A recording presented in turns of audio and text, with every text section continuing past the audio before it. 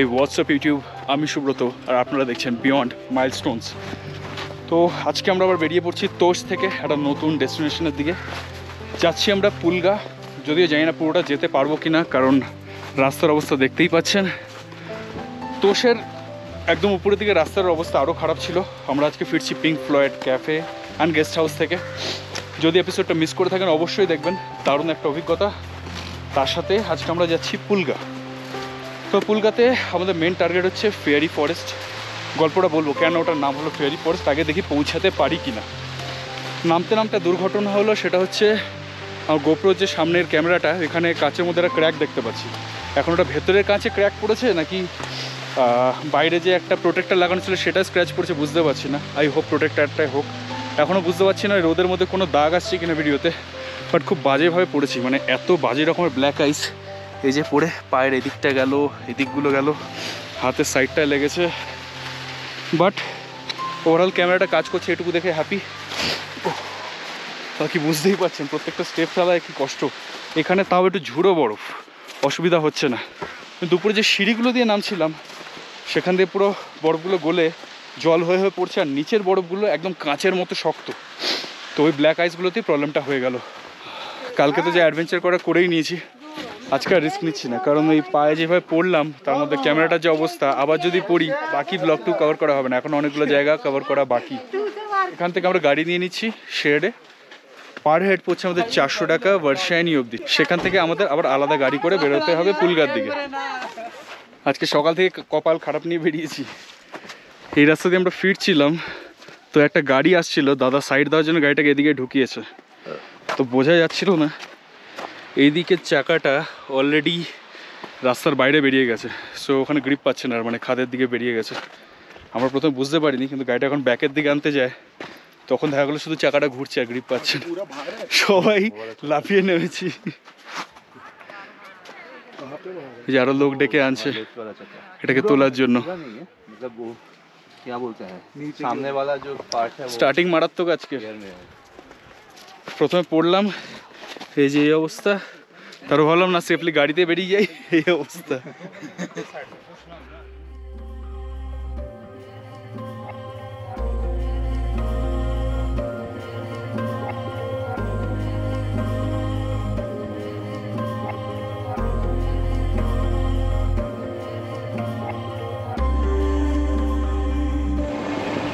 এখন অব্দি যা বুঝতে পারছি, গাড়ি নিয়ে নামার ডিসিশনটা একদম পারফেক্ট। সামনে যে অবস্থা, একটা গাড়িকে পাস দিতে দিতে সারাদিন চলে যাচ্ছে। রাস্তাটা এখন পুরো নদী হয়ে গেছে। পৌঁছে গেছি ভার্সানি। এই যে এখানটা স্ট্যান্ডটা। কালকে আমরা এই রাস্তা দিয়ে গেছিলাম, আজকে পুলগা যাবো এই ডান দিকের রাস্তাটা দিয়ে। সামওয়্যার এদিকে কোথাও একটা হবে। ডিস্টেন্স কত বললো রাহুল? 2.4 কিলোমিটার ম্যাপে দেখছি, ডিস্টেন্স 2.4 কিলোমিটার। তো এটা আমরা হেঁটে বেরিয়ে যাবো। তো এই অবধি ক্যাবে লাগলো 400, স্ট্যান্ড থেকে বেরোলে এমনি 500 নেয়। বাকি দেখলাম মাঝ রাস্তা থেকে ওরা কাস্টমার তোলে, সেক্ষেত্রে 200-300 যাই হোক তাতে নেগোशिएट করে দেয়। তো বেরোই, চলো ভাই চলতে हैं, कल फिर मिलेंगे कसौल में, ठीक है, बाय। বেরিয়ে যাচ্ছি তাহলে আমরা, চলো। ডান দিকে রাস্তাটা নিয়ে নিলাম।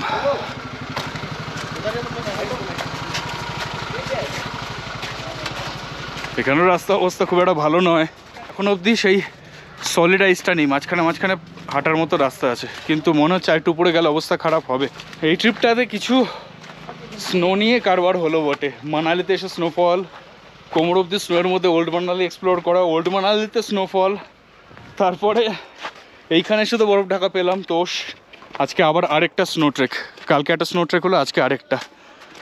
তো আজকেরটা কম যদিও, কালকেরটা মোটামুটি 5 কিলোমিটারের মতো হেঁটেছিলাম আমরা, অবস্থাও খারাপ হয়েছিল।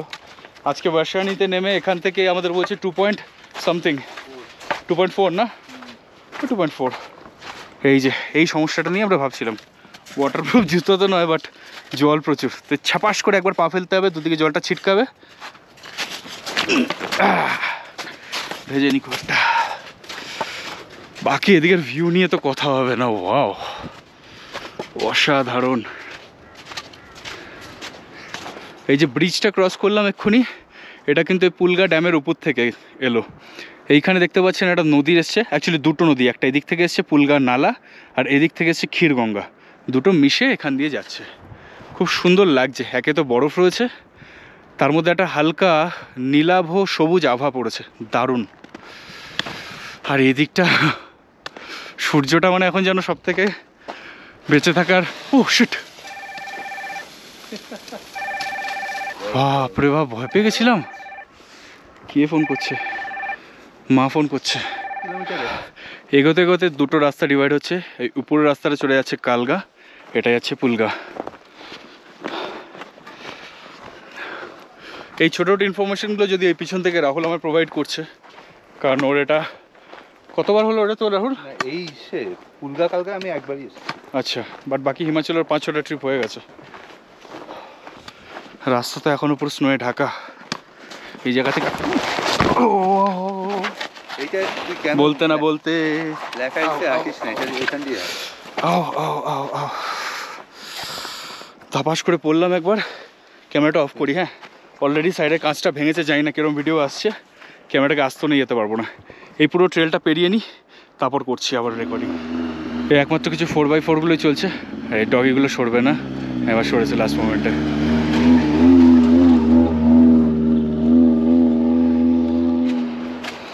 রাস্তাটা সোজা এইভাবে গিয়ে এইখান দিয়ে ঘুরে আবার এইভাবে ঘুরে ওই পাহাড়টার পিছনে চলে যাবে, আর ওই পাহাড়ের পিছনেই হচ্ছে পুলগা। রোদটা উঠেছে, গরম লাগছে, ঘেমে যাচ্ছি, বিভৎস তাপ। এই গাড়িগুলোর উপরে না হলেও 3 ফিট লেয়ার রয়েছে সব বরফের। সামনে একটা রোলার, সেম অবস্থা। কালকে তোষ যাওয়ার পথে যা রাস্তার অবস্থা ছিল, না হেঁটে কোনোভাবে যাওয়া পসিবল ছিল না।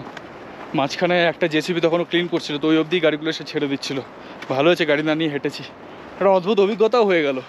তো আগে কালগার পুলগার দুটো হাঁটার রাস্তা দেখালাম। গাড়ির রাস্তাটা এখান দিয়ে ডিভাইড হয়ে যাচ্ছে। এই রাস্তাটা গাড়ি এসে বাদিক দিয়ে চলে যাবে কালগা, ডান দিকে চলে যাচ্ছে পুলগা।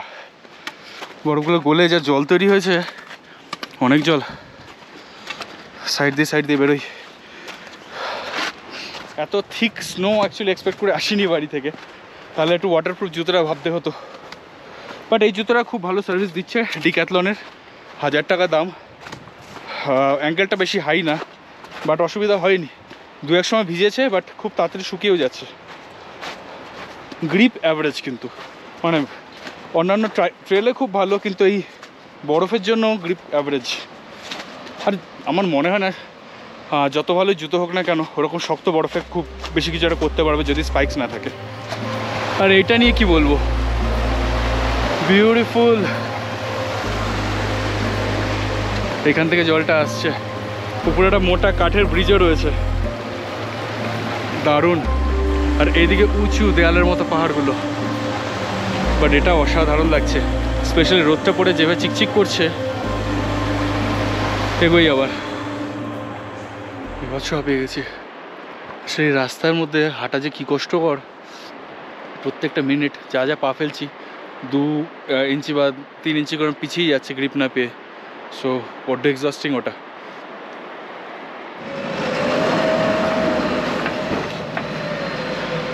এখানেও স্নো পরিষ্কার করার কাজ চলছে, সব জায়গাতেই একই অবস্থা।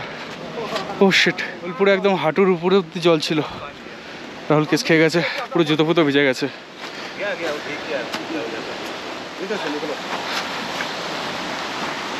Thank you. মোটামুটি কাদা তো লেগেছে, বাট ভিজিনি। ওতে করে পা ফা ডুবে গেছে। এই জায়গাটা অনেকটা জল ছিল। আমাদের তো অবস্থা খারাপ হয়, আমাদের থেকে আরেকটা কারোর মারাত্মক ফাটতে চলেছে। এই যে এখানটা টাঙিয়ে দিলাম, একটা বাজাজের চাবি দেখতে পাচ্ছি, তখন জাস্ট টাঙিয়ে দিয়েছি। মানে বরফে পড়ে থাকলে তো গাড়ি যায়, তো চাকার তলায় ধসে যাবে। ওখানে টাঙিয়ে দিলাম, যদি কপাল থাকে, যদি পায়, যদি কেউ খুঁজতে আসে। এই জায়গাটা মায়াবী লাগছে, এরকম বরফ, এখান দিয়ে রোদ পড়েছে, তার মধ্যে ওই সামনে একদল ভেড়া যাচ্ছে একদম ডিসিপ্লিন ওয়েতে। বিউটিফুল।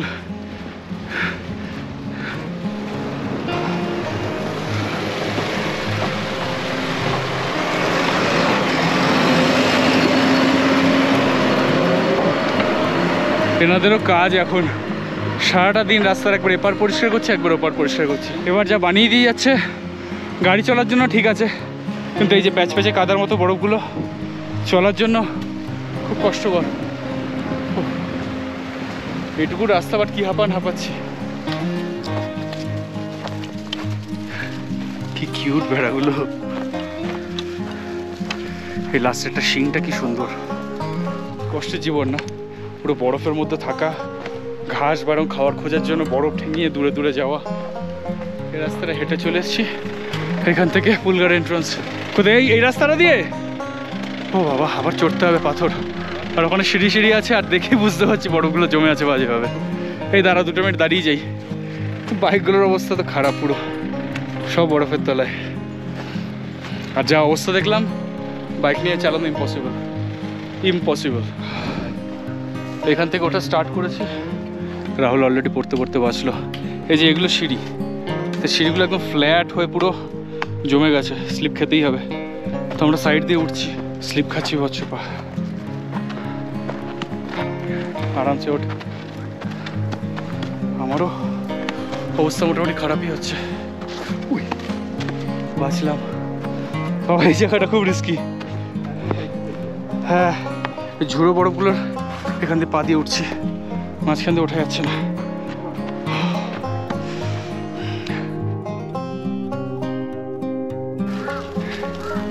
বাকি সব ভেড়া।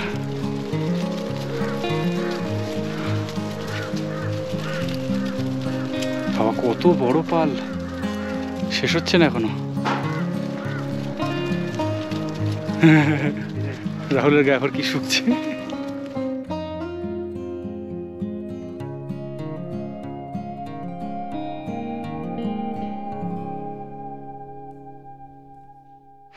এখানে আবার জল পড়ছে, এই যে ছাদের দিয়ে সব বরফগুলো জলগুলো পড়ছে, আরো স্লিপারি। কালকে নামতে ফাটবে। আরেকটা ভেড়ার পাল এসে গেছে। আর ওঠার পথে একটা খুব বিশাল মুদি দোকান দেখতে পেলাম। এই যে, তো নিত্য প্রয়োজনীয় জিনিস বা চিপস বা এই টাইপের জিনিসগুলো নিতে হলে এখান থেকে নিয়ে নেওয়াই বেটার। কারণ আরেকটু এগিয়েই, মানে একই ভিলেজের মধ্যে হয়তো 200 মিটার এগিয়ে জাস্ট, আর এই রাস্তাটা ফেরা খুব চাপের। আর একটু ভেতরের দিকে ঢুকলে বড্ড ওভার প্রাইসড হবে জিনিসগুলো। রাহুল, এটা কি? এই যে মন্দির, অসাধারণ। ওকে, এখানে প্রত্যেকটা গ্রামের নিজস্ব একটা আলাদা দেবতা থাকে, তারই মন্দির এইটা। আর এখানেও মেন পিলারগুলো সব কাঠ দিয়ে তৈরি, আর মাঝখানে ফিলিংগুলো হচ্ছে সিমেন্ট তো নয়, ওটা ওই স্টোন চিপ আর সিমেন্ট মিশিয়ে এক ধরনের ইটের মতো তৈরি হয়, সেগুলো দিয়ে তৈরি, বাট বিউটিফুল। সামনে আবার কিছু সাইকোডেলিক পেন্টিং শুরু হয়ে গেছে, বিউটিফুল। কি ক্যানা ভিলাজ। ওকে, সবাই জানে নামের তাৎপর্যটা কি, কীভাবে হোমস্টেটাকে অ্যাড দেওয়া হচ্ছে। ক্যানা ভিলাজ সাউন্ডস লাইক ক্যানাবিস। ও, এখানে একটা স্কুল রয়েছে, অ্যান্ড এদিকে যে বরফ পড়েছে, বাচ্চাগুলো দেখছিলাম বরফ ছোড়াছড়ি করছিল। ওই দিক দিয়ে রাস্তা, লেখা রয়েছে গভর্নমেন্ট প্রাইমারি স্কুল। প্রচুর হোটেল এখানে, house of Nirvana guest house, secrets Parvati. এই জায়গাটা আলাদা লেভেলের হোয়াইট ওয়াশ হয়েছে। ওয়াও, ওই যে বসার জায়গাগুলো সব বরফের তলায়। হ্যাঁ বল, আচ্ছা এখানে থাকিস? ওয়াও, এটা ম্যাজিক ফরেস্টটা না? সরি, ম্যাজিক ফরেস্ট বলছি, ম্যাজিক ব্রাউনি ফরেস্ট সব মিশিয়ে গেছে। সো দিস ফেয়ারি ফরেস্ট, আমি 2-3 বার হয়তো ভুল নাম বলেছি। এটার নাম হচ্ছে হোটেল ম্যারিগোল্ড। একটু খোঁজ খবর নিই রুমের দাম কিরম পড়ে। আগের বার ওইসব ওদের 1,500 থেকে ছিল, সেরকম যদি দাম হয় ঠিক আছে, আদারওয়াইজ এদিকে একটু অল্টারনেটস খুঁজবে। এদিকেও প্রচুর রুমস রয়েছে। হোটেলের ভিতরে বিশাল বরফ জমে রয়েছে। আলটিমেটলি রুম পেয়ে গেছি। তো 2টো রুম দেখালেন দাদা, একটা হচ্ছে 1,500, যেটা হচ্ছে এইটা, ডাবল বেড রয়েছে, 2টো চেয়ার, একটা ছোট্ট টেবিল, এখানে একটা আয়না, and bathroom. Wow, nice bathroom, দারুণ। গিজার থেকে শুরু করে সব রয়েছে, অ্যান্ড বেশ বড়। অ্যান্ড সেকেন্ডটা হচ্ছে যেটা 2,000 বললেন, সেটা হচ্ছে এইটা। ঢুকে প্রথমে বাথরুমটা, and it's a beautiful room, double bed, এখানে সুন্দর সোফা রয়েছে, অ্যান্ড এখানে দামটা বেশি কারণ হচ্ছে দিস ব্যালকানি,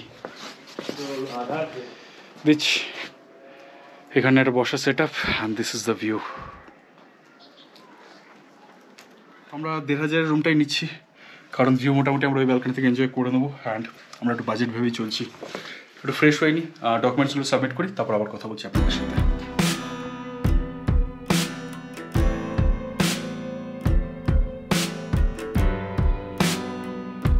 এতক্ষণ রাহুল বাথরুমে গেছিলো তো ফ্রেশ আর হওয়া হলো না, এই গাছগুলো থেকে বরফ পড়ছে আবার। যাই হোক, তো বেরিয়ে পড়লাম সবার আগে দুটো কাজ করতে। আইডি ভেতরে তো, আইডিগুলো ভেতরে, হ্যাঁ কালেক্ট করতে হবে। তো আজকে সেরকম আর কাজ নেই, এখানে এক্সপ্লোর করার মতো দুটো জিনিসই আছে। ফার্স্ট অফ অল এখানে বেরিয়ে কিছু খাওয়ার খাবো, দেখি আশপাশে ক্যাফে কী আছে। সেকেন্ড হচ্ছে এই ফরেস্টটা, এই ফেয়ারি ফরেস্টটাকে আমরা এক্সপ্লোর করবো, কিছুক্ষণ পরে এর ভেতরটা একটু ট্রেক করে যাব। এই দুটো বাদে আর সেরকম কাজ নেই। চলুন আগে যে ক্যাফের দিকে খাবারটা খাই, পেট চোচো করছে। যদিও সকালে প্রচুর খেয়েছি আজকে, লাস্ট এপিসোড যদি দেখে থাকেন সেটা অ্যাকচুয়ালি আজকে সকালেই ছিল। তো পাশে আরেকটা শিবা মাউন্টেন বলে একটা ক্যাফেতে বসে নাটিলা প্যানকেক, তার সাথে হট চকলেট, একটা চা খেয়েছিলাম, তারপরে একটা ব্রেড অমলেট খেয়েছিলাম। সো পেটটা মোটামুটি ফুল করে বেরিয়েছিলাম। সময় হচ্ছে এখন 2:26, মেবি ওই জন্য খেতেটা পেয়ে গেছে। এগোই, দেখি কী পাওয়া যায়। সব খুঁজে এলাম কিন্তু কোথাও একটাও ক্যাফে খোলা নেই, একমাত্র একটাই ক্যাফে খোলা ছিল, সেখানে বললো শুধু ভাত আর ডাল হবে। তো হোটেলে এসে জিজ্ঞেস করলাম, এই শীতকালটায় মানে যখন স্পেশালি এরকম হোয়াইট ওয়াশ হয়ে থাকে, সেরকম ট্যুরিস্ট থাকে না, সে সময়টা এই ক্যাফেগুলো সব বন্ধই থাকে। তো সেই ভাইবটা হয়তো আজকে পেয়ে উঠবো না। এখান থেকে অর্ডার দিয়ে দিলাম খাওয়ার। এই হোটেলটা দেখলাম খাওয়ার কিন্তু খুব কস্টলি। এগ কারি, 3টে ডিম থাকবে তার মধ্যে, সেটা বললো 350 টাকা। আর 2টো ভাত নিলাম, এগ কারিটা শেয়ার করে দেবো। ভাত পড়লে 100 টাকা করে প্লেট, প্লেন ভাত যেটা। জিরা রাইস ছিল 120 করে, বাট আজকে পেটের কন্ডিশনটা একদম ঠিক নেই, তো আর বেশি রিস্ক নিচ্ছি না। আবার চলে এসছে, এটা হচ্ছে এগ কারি, এটা নিল 350 টাকা। আমার লাইফে সব থেকে কস্টলি এগ কারি। একটা হাফ, 2টো হাফ, ও বাবা 3টে এগ ভেবেছিলাম, 2টো এগ, বাট হাফ হাফ করে মানে 4 পিস, মানে 2টো এগ অ্যাকচুয়ালি। বাকি এটা 100 টাকার রাইস, এটা 100 টাকার রাইস, টোটাল 550 টাকার, সরি 560 টাকার খাবার আছে এখানে। খাওয়া দাওয়া ডান, এবার জাস্ট বেরিয়ে পড়েছি পাশের এই ফেরি ফরেস্টটায় ট্রেক করবো বলে। দেখা যাক কিরম অভিজ্ঞতা হয়। তো গ্লাভস নেইনি, মাথায় টুপি নেইনি, কারণ হাঁটতে হাঁটতে বড্ড এমনিতেই গরম লাগতে শুরু করে। বাচ্চারা নামছে, সাবাস কি ফাস্ট নামছে।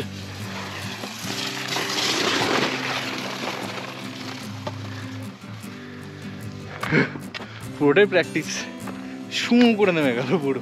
রাস্তার অবস্থা দেখতেই পাচ্ছেন, বাট এখন লাগেজ নেই, খুব একটা অসুবিধা আশা করি হবে না। এই ঝুড়ো আইসগুলো দিয়ে হাঁটলে তাও সুবিধা হচ্ছে। এই জায়গাটা খুব চাপের। ফেয়ারি ফরেস্টের মাঝখান দিয়ে হেঁটে যাচ্ছি, অসাধারণ এই জায়গাটা, সামনাটাও সেরকম সুন্দর। আর আশাটা যাক যে এইখানে আর এখানে দুটো ক্যাফে দেখতে পাচ্ছি, এই মাঝে মাঝে এরকম বড়গুলো ধাপার ধাপ পড়ছে, তাই গাছের তলা থেকে একটু দূরে থাকতে হচ্ছে, নাহলে এক গাদা বড় ধাপাস করে মাথার উপরে পড়ছে। ফেরি ফরেস্টের হিস্ট্রি আমি যেটুকু শুনেছি, ইংরেজদের আমলে তারা যখন এখানে এসে থাকতেন, কিছু ইংরেজ উদ্যোগ নিয়েছিলেন নর্থ আমেরিকান সাইডের কিছু পাইন গাছের ব্রিড এনে এখানটা লাগানোর। তো সেই ব্রিডটা অনেক জায়গাতেই লাগানো হয়েছিল, বাট একমাত্র এই জায়গাটাতেই এই গাছগুলো সাস্টেন করে যায়, তাই জন্য এটাকে ফেয়ারি ফরেস্ট বলা হয়। বিউটিফুল। ওই দিকটাতে একমাত্র রোদটা রয়েছে, এই জঙ্গলটার মধ্যে একদমই রোদ পড়ে না, তাই ওই একদম কাঁচের মতো যে জমে ব্ল্যাক আইসটা হয়ে যায় সেই ব্যাপারটা হয়নি। আর এখান থেকে একটা ট্রেল রয়েছে, বোধহয় কেউ হেঁটে গেছে, হয়তো গ্রামের লোকেরাই হবে, সেই কারণে বরফটা ঝুড়ো কিন্তু একদম পাটা ঢুকে যাচ্ছে না, তো সুবিধাই হচ্ছে হাঁটতে। আর চারিদিকে এরকম হোয়াইট ওয়াশ হয়ে রয়েছে।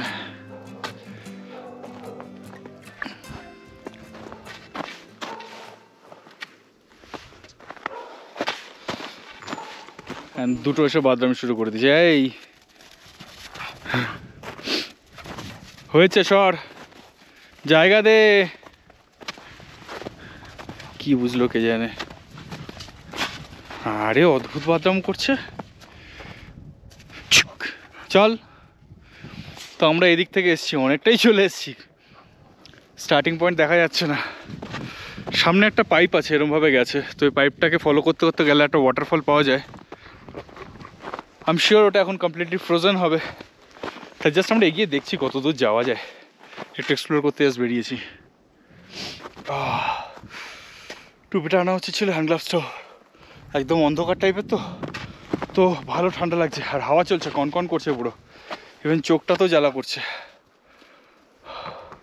আরে গবি, এখনও ট্রেলটা আছে কিন্তু, এই যে এখান থেকে একটা হাঁটার দাগ আছে, চল দেখি কত দূর যায়। উপরে একটা বাড়ি দেখতে পাচ্ছি, যদিও বন্ধ, নেই এখানে কেউ। চ, কি শুরু করেছে বাঁদর দুটো, এক্ষুনি পড়ে যাচ্ছিলাম, ওইখানে চলে গেছে, আবার আসবে।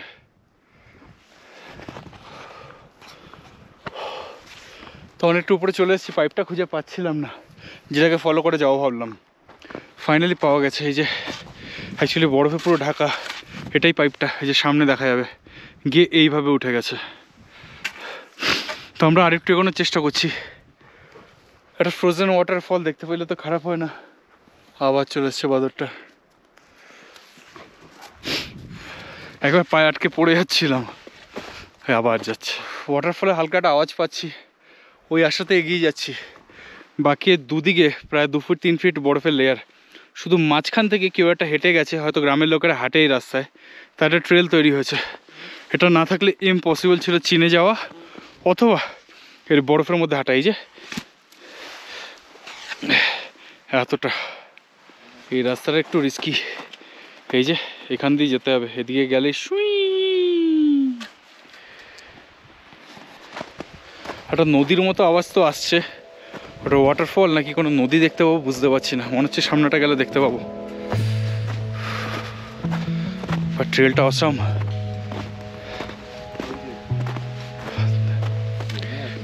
চল চল একটু এগো। ও ফাইনালি উই হ্যাভ রিচড। এই যে এইটা ওয়াটারফলটা পুরোপুরি জমে গেছে, পুরো জমে গেছে, তাও হালকা জল পড়ছে, একটু আওয়াজ আসছে। খুঁজে বের করলাম তাহলে দুজন মিলে, পাটা ঢুকে যাচ্ছিল।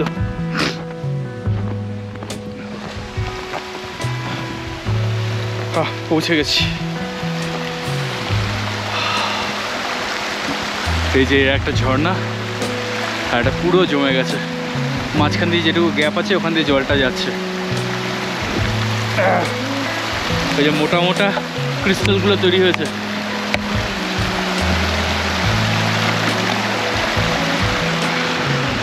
বাকি এদিক তো ছেড়েই দিলাম, পুরো ফ্রোজেন চারদিকটা।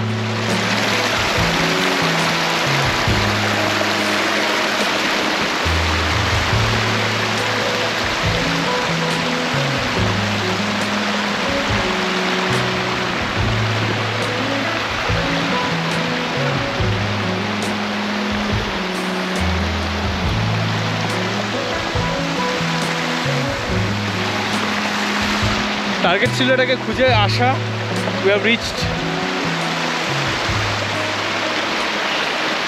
চলুন আবার ফিরি ক্যাম্পের দিকে।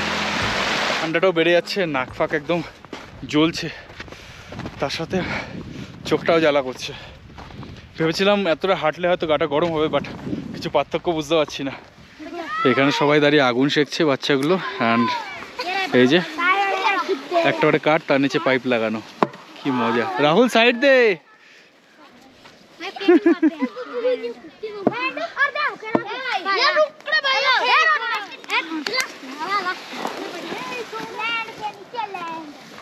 Hello. Hi Hi. হাই। আচ্ছা, এই পাইপগুলো নিচে লাগিয়েছে, তারপরে পাইপগুলোকে হিট দিয়ে গলিয়ে গ্রিপটাকে প্রপার করে বানাচ্ছে। কত কি জানার রয়েছে। Hello. Bye bye. Bye bye. কি মজা এদের।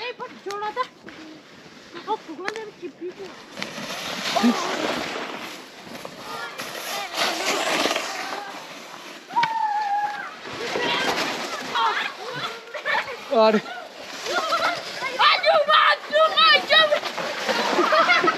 ये लगा के तन्ने तोड़ा है। ये लगा के तन्ने তো ওরা বলছিল দাদা চালাবে কি না। আমি একবার একজনের থেকে একটু নিলাম, ওই যে স্পেসিফিক জায়গা যেখানটা এরকম আপস অ্যান্ড ডাউনস রয়েছে ওইখানটা আমি ছিটকে গিয়ে পড়লাম, আর দ্বিতীয়বার করিনি। But it was fun. বাকি আমার মনে হয় ব্যাপারটা ওদেরই বেশি মানাচ্ছে। যথারীতি হোটেলে ডেকোরেশনের লাইটগুলো জ্বলে গেছে। চূড়ার উপরে এখনো হালকা আলোর আভাটা রয়েছে, এদিকে ফরেস্টের দিকটা তো পুরোটাই অন্ধকার।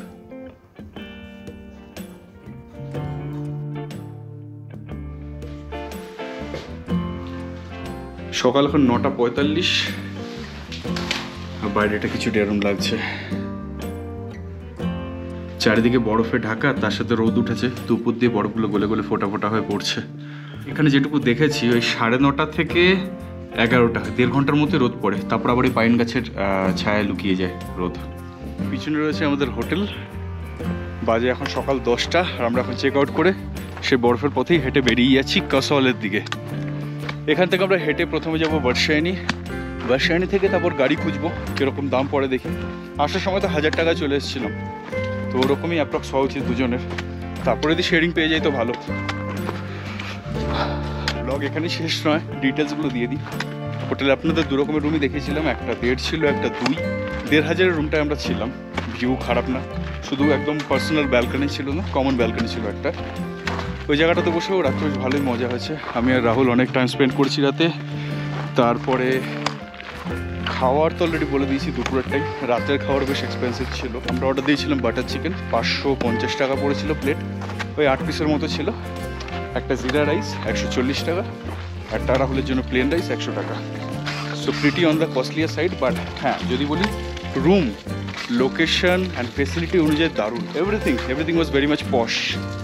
তো ওটা নিয়ে কোনো কমপ্লেন নেই। অন্যান্য সময় আসলে আই থিঙ্ক অনেক ক্যাফেও পাওয়া যাবে, তো সেদিকে অসুবিধা হবে না। খাওয়ার দাওয়ার নিয়ে প্রচুর অপশানস থাকে তখন, ইসরায়েলি ফুড, লেবানিজ ফুড। তো মোটামুটি অভিজ্ঞতা শেয়ার করা হয়ে গেল। নেক্সট ব্লগটায় এখান থেকে আমরা কীভাবে কাসওয়াল যাচ্ছি, একটু হালকা শপিং অ্যান্ড তার সাথে দিল্লি ফেরার একটা গল্প থাকবে। আজকে এটুকুই থাক। এভাবেই লাইক, শেয়ার অ্যান্ড সাবস্ক্রাইব করে এগিয়ে যেতে সাহায্য করবেন। স্টে টিউনড, পরের গল্পে আবার দেখা হচ্ছে। Bye bye.